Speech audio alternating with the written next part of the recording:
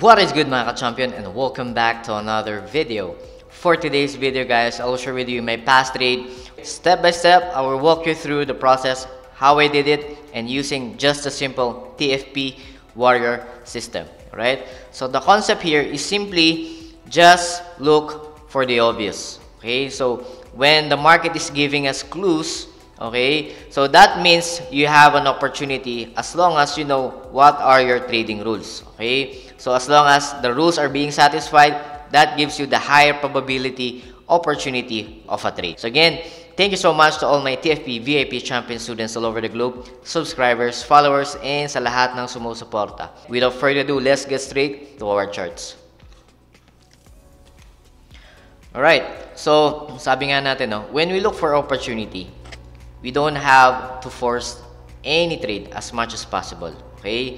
If you know your trading rules, malaking bagay that at a glance, you already know what is happening and ano yung possible opportunity na pwede mong makuha. Okay? So that is why the concept here is simply look for the obvious. Okay? Pag hindi obvious, definitely there are some difficulties or kung ano mang merong hindrance along the way. Simply, you will have a hard time as well executing the trade. So definitely, you must look for the obvious. Right? So tingnan natin yung market na to. Took this trade on a short-term opportunity. Nevertheless, it's just a simple trade because I just followed my system rules. So tingnan natin. I was on a daily and the market was having this bull run. Okay? Kung makita nyo, all green candles. Okay? For some people, they look at this as uptrend. Okay? Nevertheless, if you're going to look at the interpretation when it comes to candlesticks, there are many rejections. Okay? Many rejections in a sense that along the way, while the market is going up, meron ng presence of sellers during this period. Still closed above higher price. That's why nagiging green yung candle. So, these are still considered bullish candles. Nevertheless, the market is already giving us clues. Okay? Ano yung pwede nating gawing opportunity. So, at this point, there are presence ng mga sellers given this wicks. So kaya it is necessary to know your fundamentals, your basics of interpreting candlestick patterns or a candlestick itself alone. Okay? So enough na ba to para magbigay sa akin ng idea na pwede ako mag-sell? Again, you must know your rules, you must know your system rules, and you must satisfy at least major confluences. So kung titignan natin yung market structure, okay, what do we see? Okay, kung titignan nyo, market went from this series of highs, diba? Low, higher high, higher low, higher high, higher low, higher high. And then, the market halted, loses its momentum, okay? And then, went to this higher low bottom, okay? Then, apparently, the market went for a lower high. So, this means market loses its momentum, and it is also another clue na market can possibly go down. Again, wala pa tayong confluence, wala pa tayong confirmations. What we are just interpreting here is ano ba yung piniprovide sa ating clue ng market for us to look for a better opportunity and execution. So, now I will mark my simple confluences of trend lines. So, tingnan natin yung major points. Okay? Or even here, sa latest. Kasi kung titingnan natin, we have an equal lows here. So, this serves as the what? Support level. Okay? And then what? Kung titignan natin, the market, kung i-connect ko tong trend line na yan, di ba? Meron tayong point here and point here. Okay? So, which means, the market now currently is sitting where? Okay? It is sitting, which broke through itong higher time frame support ko at counter trend line support. So, which means meron tayong confluence in that sense. So, we are now currently saan? Sa high probability HPT natin. Nevertheless, kung makita nyo, tumatagos yung market. So, meaning, mayroon pang, may momentum pa yung buyers. However, look at this consolidation. Okay? Bago nangyari yung move down, itong breakout, okay?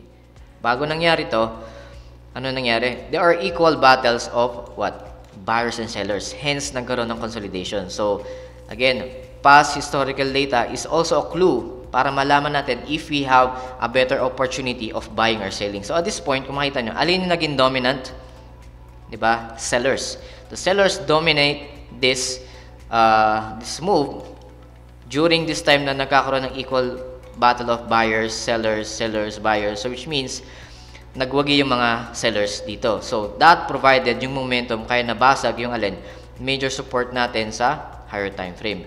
So again, we have multiple clues, we have multiple confluences, and right now, nasan yung market?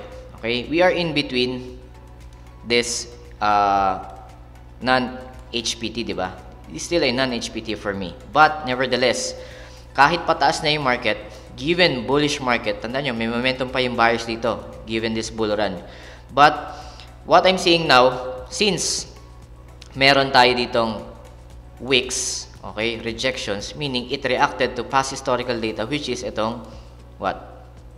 Consolidation, which is actually act as a major resistance as well. So, kung tutusin, we have a bigger, higher probability trade zone as a sell. Okay? Which means, tayo ay nasa high probability trading zone area or HPT zone na tinatawag. Okay? So, major confluences here are break of this counter trend line support and major support level, which currently nagre-react lang yung market natin sa past historical data of resistance na dating consolidation. So, tandaan nyo, these are clues na obvious na binibigay ng market na ano, mag-buy ka ba o mag-sell? So, obviously, I'm thinking to sell at this market. Nevertheless, confirmation, dyan papasok yung tinatawag nating system rules. So, on a higher time frame, we have confluences. But for the lower time frame or execution-wise, wala pa tayong confirmation. That is why we have to look deeper dun sa ating candlesticks. Okay? Current candlestick pattern na tinitingnan natin on the current price. So, at this point, I'm on a daily time frame. Masasabi ko lang na meron akong interest na mag-sell na or mag-confirm or even a short-term trade.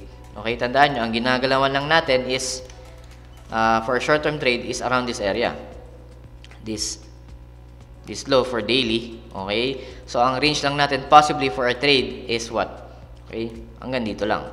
Okay? So, I don't want to go crazy na mag-swing all throughout, but nevertheless, I still have to satisfy yung rules. Okay? So, at this point, I was aiming just for short-term, what? Short-term trade. Okay? So, given these weeks, these are clues, these are clues, these are clues, these are confluences. So, everything aligned for me to take a short-term, what? Trade as a sell. Okay?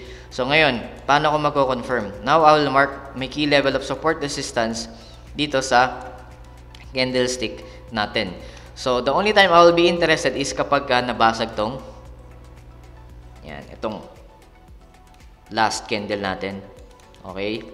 Or even ito. Diba? I always say previous high, previous low. So, at this point, as a seller, I want to break itong previous day lows. Okay? Yan. So, meaning, meron tayong dalawang level. So, I just want to make sure na may momentum. While this is a bull run, di ba? Kita naman, puro bullish candles. May mga rejections, may presence sellers. So, I want to see a bearish candle breaking through either one of these levels. Ito or ito. Okay? So, alin man dyan would be fine. Okay? So, tandaan nyo, meron din tayong support level dito na daily. Okay, so we can just take it out just to remove the confusion, no? But alam natin, we have broke through yung key level of natin, support sa higher time frame. Okay? Since we are just taking short-term trades, we are focusing here now sa current and previous daily candles. Okay? So, tingnan natin ang nangyari. See, okay. The previous candle was broken, meaning yung low niya acted as support sa lower time frame. It will act as support sa lower time frame. And yung previous day na low, doon siya nag-react or acted now as a support. So, yung una, nabasag, and yung pangalawa is nag-hold. So, ibig sabihin yan, I can look deeper ano nangyayari dito sa lower time frame. So, if I can look for short-term opportunity. Provided na kung titignan nyo, anong formation to? This is an engulfing candle, which means still again another clue of momentum ng sellers. Okay? So I'll go down sa 4 hours to check if meron tayong structure na pwedeng i-trade before we go down kung possibly sa 1 hour. Okay? So tignan natin. Kung makita nyo, di ba? Itong black line na line, yan yung previous candle low. Ito yung previous candle low, di ba? Previous low. Okay, and also this previous low. So ngayon, ang tanong, how will I be able to look for opportunity? Again, following system rules. As a sell, below support, okay? Or now acted as resistance, below counter trend line support, and below what? Yung ating trend line resistance. So, ang HPT natin, most probably dyan sa HPT area na yan. So, we must be below at certain key levels. Okay? Okay, so I can connect my points here as confluences. So, I will incorporate trend lines. So, these are my origin points. And connecting to the current market structure in terms of trend line. So, I will connect that. That would serve as my counter trend line support. So, ngayon, ang tanong, nasa ng ating key level or HPT zone. Okay? So, ano pa isa? Nandito yung aking point of origin para mas maging maganda yung ating confluences. Okay? Following TFP water system rules. Diba? So, technically, okay, for me, so i-extend ko lang tong previous low nung previous candle dun sa higher time frame. Okay? So, technically, if I'm going to sell, I must be below 3 areas, diba? Below nitong trend line resistance, break of counter trend line support, at below ng horizontal support na will act as resistance in the future. So, technically, I can split my opportunities as HPT in 2 areas. Pwede dito or pwede dito. Tandaan nyo, I am on a 4-hour time frame, which means my execution time frame would be for a day trade or short-term opportunity would be sa 15 minutes. Okay? So, ngayon, ang gusto ko lang mangyari is pumunta yung price sa HPT ko dito man yan o dito. So, I do have options as long as pumunta siya doon in confluence with my system rules. So, I don't want to complicate things. That's why I have 2 possible options for execution. Okay? So, hintayin natin. Of course, I want to see selling pressure candle rather than bullish para mas maging convincing before I go down saan? Sa lower time frame of execution, which is yung 15 minutes. Alright? So, let's see what happens. Okay? So, right now, it's in consolidation, equal battle of buyers and sellers. So, meron indecision move dito ang market. So, anong next? Right. So, nakita nyo, nag-sell biglang, naging green. Okay? Which means, may momentum pa yung buyers. And, currently, nag-hold pa yung mga support level na to. So, tingnan natin next. Alright. So, again, may rejection. However, nag-dominate pa rin yung yung buyers. So, at this point, I don't want to be interested in executing yet. Okay? Although nasa HPT zone na tayo, 'di ba? Ito yung 2 HPT area natin. Okay? But that doesn't give me the confirmation na I would sell right away. I must be smart na magkaroon yan ng selling pressure candle, then I will make the execution sa 15 minutes. Okay? That is, this process I'm showing you is how disciplined I am para or bago mag-execute ng trade. Kasi I don't want to miss out or maging overconfident na dahil alam ko na sa HPT, sell na ako agad. Okay, a lot of things can happen sa market and we cannot really predict anong pwedeng gawin ng move ng market. Pwede yan tumagos, di ba? And the whole setup will be nonsense or will be useless in that sense. Okay, so check natin ano nangyari next. Okay, is this a selling pressure candle? Not yet kasi mahaba yung wick sa ilalim. May pressure pa ng buyers although nagiging bearish na siya, may presence na ng bearish, meron pa rin momentum yung buyer. So, at this point, I don't want to take any trade yet. I want an obvious selling pressure candle. So, kita nyo, malaking candle body, biglang naka-recover yung buyers, kaya humaba yung wick ulit sa ilalim. So, at this point, puro buyers pa dito, puro dominance pa rin ng buyers. So, let's be patient, okay? And be disciplined enough na makakita ng selling pressure candle, right? So, see, for me, mas convincing na to dahil kung makikita nyo, yung body niya numpis na at yung wick niya mahaba saan? Sa taas. Which means, at this point, buyers are losing its momentum. So, at this point, pwede ko na siyang gawing clue for me to execute a trade sa 15 minutes. So, titignan ko yan saan? Sa 15 minutes. Yung structure na natin yan. Okay? So, ngayon, how will I execute? Again, following system rules, I need to have confluences. So, I must be, okay, kita naman, I must have this break of counter trend line support. Diba? I must be below that. And, obvious naman sa higher time frame, we are below ng trend line resistance and below ng higher time frame 4-hour resistance. So, this is enough. This area is an HPT. However, I must convince na sarili ko na mas okay mabasag to sa lower time frame. Tandaan nyo, if there is a squeeze, there is a way. So, this can act as my resistance dito sa 15 minutes. So, I don't want to take part any trade kapag nandito pa sa lower time frame, non-HPT. Kasi nagwawasiwas dyan yung market. Okay? So, ngayon, we can say na ito is non-HPT pa for me. Itong area na yan. Let's say, yung gray area pa. Kasi, diba, ang goal natin is below nito. Dito tayo sa area na yan. Okay? Plus, it is in confluence with your number 2 HPT sa 4 hours. So, mas maganda, dito ko talaga sa ilalim na yan. So, tingnan natin ano nangyari. Okay? Tandaan mo, ang goal ko is tumagos yan dito sa counter trailing support at below nyan, at least dito sa area na yan para in confluence nga dun sa 4-hour natin time frame. Okay? See what happens. Okay, at this point, I don't want to take any trade. Okay, I don't want to impulsively trade dahil may mga rejections. Yan. Okay? So, nakita nyo, biglang recover, di ba? I thought that would be a convincing way para mag-sell. But, see, may presence pa rin ng buyers kaya nagkaroon ng mahabang wick. So, tingnan natin next.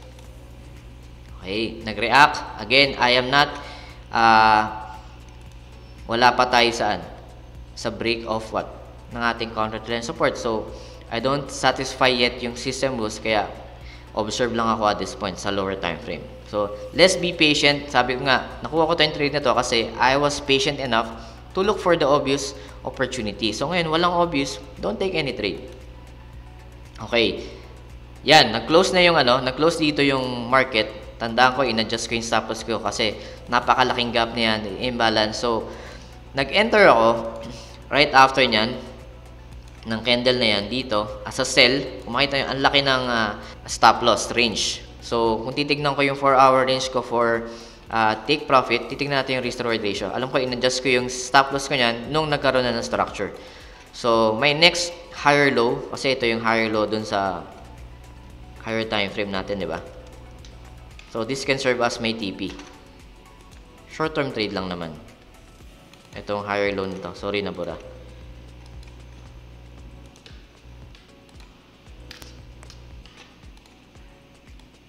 Okay. So, at this point, okay, ito na yung magiging TP ko. But, titignan yung risk-reward ratio, wala pang 1:2. So, it is not wise na i-trade ko yan with that given setup. So, anong gagawin ko? Dun sa 15 minutes, since alam ko na yung target ko sa 4-hour range, okay, yan initially yung aking stop loss level, okay, to be safe dahil, tandaan nyo, I always put stop loss sa last swing. Ito yung last swing. So, what I want to see is a structure level. Okay, pag nagkaroon ng structure like small, like lower high, then I will put my stop loss above nun. Okay, hanggat wala pa nangyari, I won't do anything yet. So, tingnan natin anong nangyari. Okay. Right. So, kung makita nyo, nagkaroon tayo ng what? Lower high. Ito yung lower high. So, at this point, while the market is moving, okay, along the way, okay, since nagkaroon na ng lower high, meaning may structure na that the market really lose its momentum. Okay? So, at this point, since bumaba na yung market, anything can happen, but I can now adjust my stop loss. During the time, I adjusted my stop loss to improve my risk to reward ratio. Okay? So, yung kaninang almost wala pang 1:2 setup, ngayon is what? Nasa 1:3 to 1:4 na yung setup natin. So, I just let the market run. Okay? Tandaan nyo, 3% lang ang inallocate ko dito as a risk. So whatever happens, matalo man o manalo, I am aware na 3% lang, so it will not affect me emotionally, psychologically, and I will don't have any trauma about this trade. So I just let the market run, do its thing. Okay? See,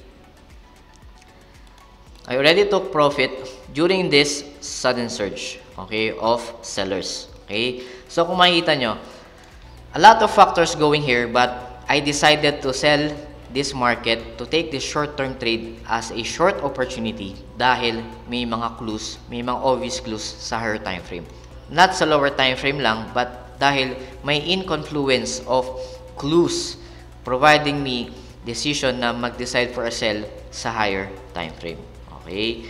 So again, this is just a short-term trade that would explain na you don't have to complicate things.